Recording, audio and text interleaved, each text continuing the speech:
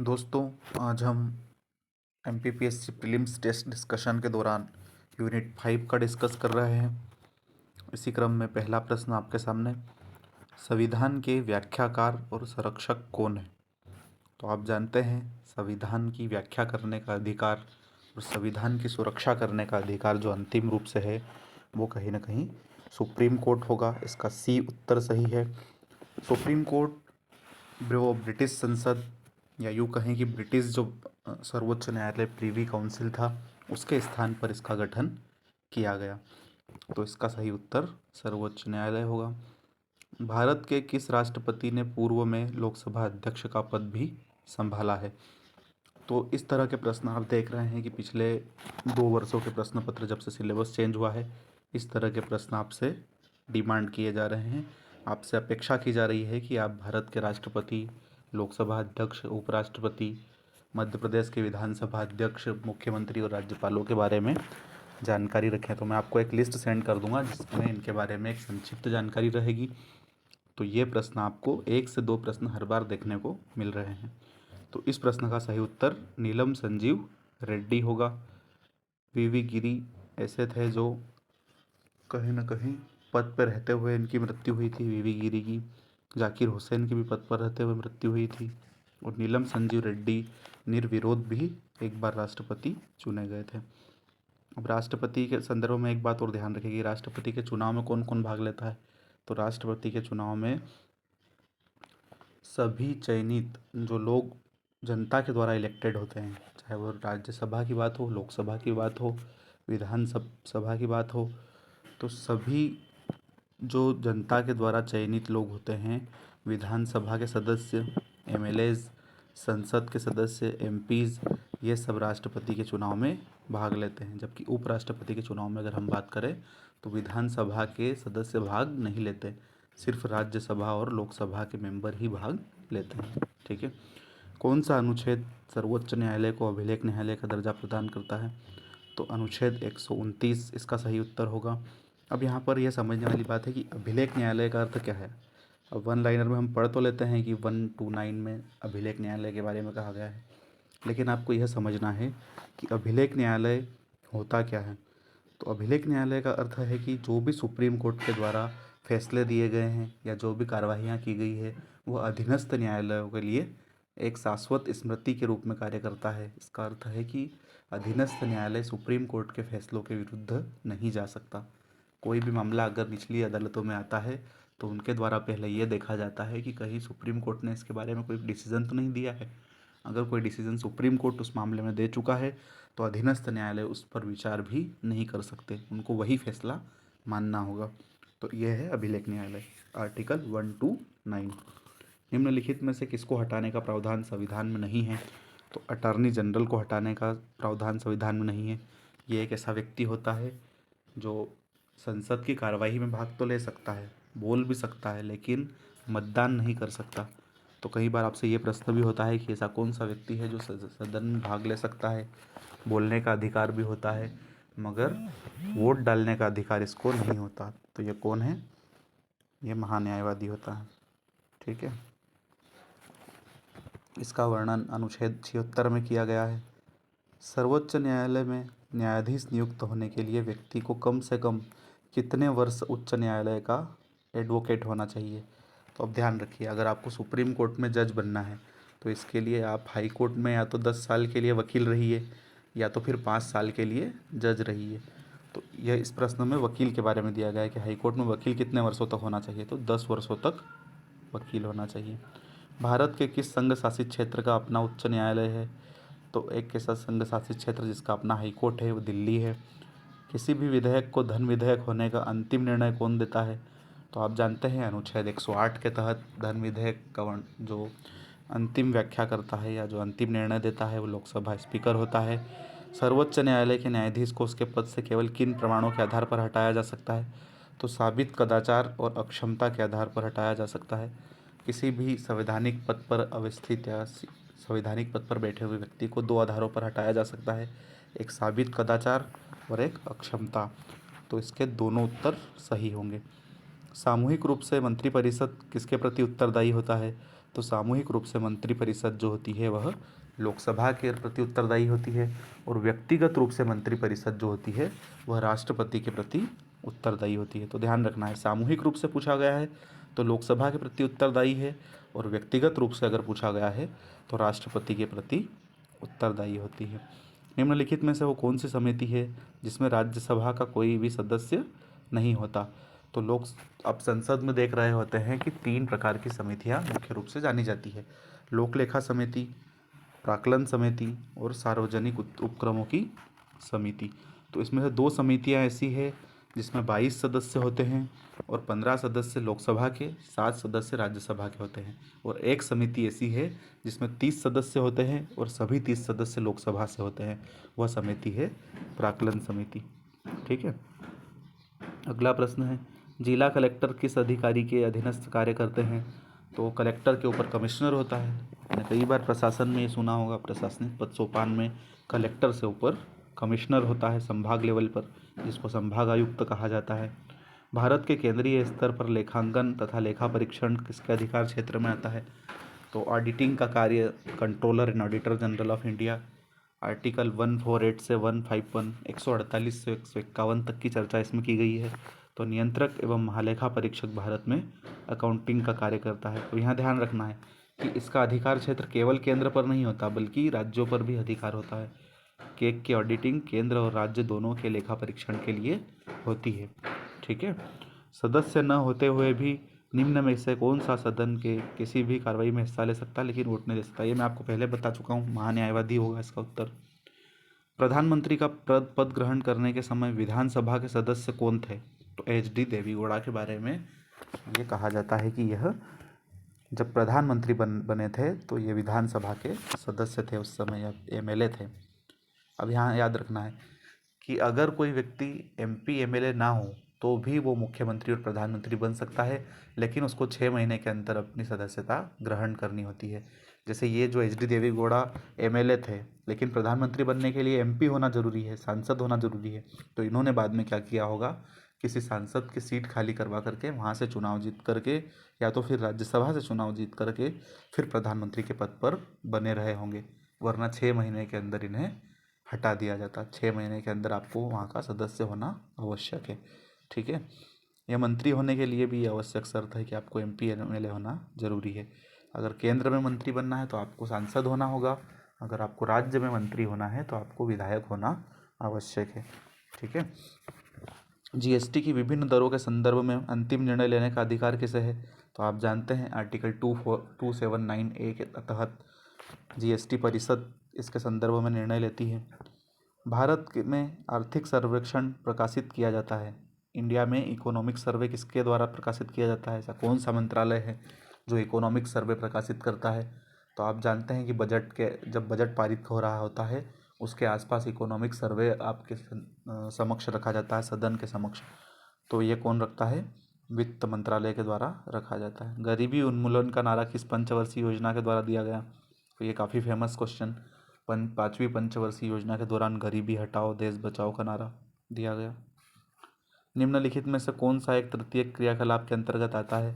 तो वानिकी, आप जानते हैं कि कृषि और वानिकी प्राथमिक क्षेत्र के अंतर्गत आते हैं, निर्माण विनिर्माण द्वितीयक क्षेत्र के अंतर्गत आते हैं, और बीमा बैंकिंग पर्यटन विपणन स्वास्थ्य सेवाएं, ये सब चीज़ें जो है वह तृतीय क्षेत्र के अंतर्गत आती हैं। तो इसका सही उत्तर विपणन होगा। निम्न में से कौन सा एक राष्ट्रीय खाद्य सुरक्षा मिशन में शामिल नहीं है? तो आप देख ही रहे हैं कि जो मुख्य रूप से खाद्यान्न में शामिल किया जाता है वो गेहूँ चावल और दाल है। तो तिलहन एक ऐसा है जो राष्ट्रीय खाद्य सुरक्षा मिशन में शामिल नहीं है। मानव निर्धनता सूचकांक किस वर्ष की मानव विकास रिपोर्ट में प्रस्तुत किया गया था? तो मानव विकास रिपोर्ट में निर्धनता सूचकांक को कब शामिल किया गया? तो 1996 इसका सही उत्तर होगा। ये इकोनॉमी से क्वेश्चन है, पॉलिटी और इकोनॉमी यूनिट 5 में मिक्स है, तो आप इसमें दोनों के प्रश्नों को देख रहे हैं। व्यक्तिगत स्वतंत्रता के लिए निम्नलिखित में से कौन सी रिट दायर की जा सकती है? तो व्यक्तिगत स्वतंत्रता के लिए आप बंदी प्रत्यक्षीकरण को दायर कर सकते हैं। अगर आपको जबरन पुलिस के द्वारा या किसी अन्य समूह के द्वारा बंदी बना लिया गया है तो आपको यह अधिकार होता है कि आप आर्टिकल 32 के तहत सुप्रीम कोर्ट में और आर्टिकल 226 के तहत हाई कोर्ट में अपनी रीट लगा सकते हैं और आप कह सकते हैं कि हमको ज़बरदस्ती जबरन बंदी बनाया गया है और हमें 24 घंटे के अंदर न्यायालय में प्रस्तुत किया जाए। तो आपको जब भी किसी अधीनस्थ या ये कहें कि किसी अधिकार क्षेत्र के अंतर्गत आपको बंदी बना लिया जाता है तो आपको 24 घंटे के अंदर न्यायालय में प्रस्तुत करना होता है, ये उनकी बाध्यता होती है। तो यह रीट बंदी प्रत्यक्षीकरण है और परमादेश, अधिकार प्रक्षा और उत्प्रेषण ये भी सुप्रीम कोर्ट की या हाई कोर्ट की अन्य प्रकार की रीटें हैं जो संवैधानिक उपचारों के अधिकार के अंतर्गत अनुच्छेद 32 के अंतर्गत आप इसको देखते हैं। तो ये आपका मूल अधिकार है। ठीक है। 6 वर्ष की आयु से 14 वर्ष की आयु के बीच सभी बच्चों को शिक्षा का अधिकार दिया जाना किसके अंतर्गत आता है? तो यह मूल अधिकार के अंतर्गत आता है। आप जानते हैं कि 6 से 14 वर्ष के बच्चों को शिक्षा का अधिकार जीवन के अधिकार के अंतर्गत शामिल कर लिया गया।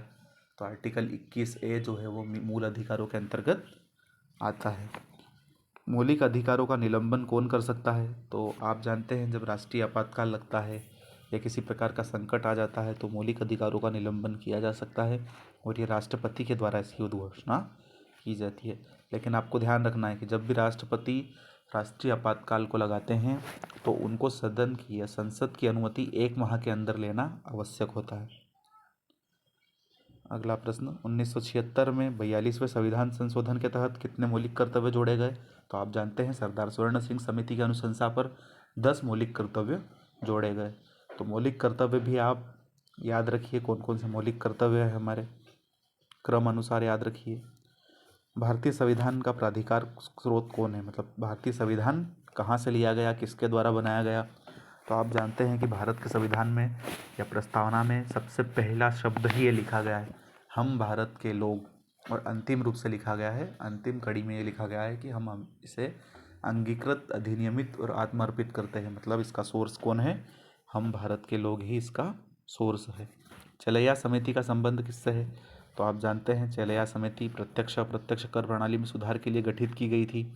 दास कैपिटल किसकी प्रसिद्ध पुस्तक है? तो एक ये पॉलिटिकल साइंस की बहुत उपयोगी और ये कहें कि प्रेरणादायक, जिसको कई सारे पॉलिटिकल सिस्टम ने बाद में अपनाया।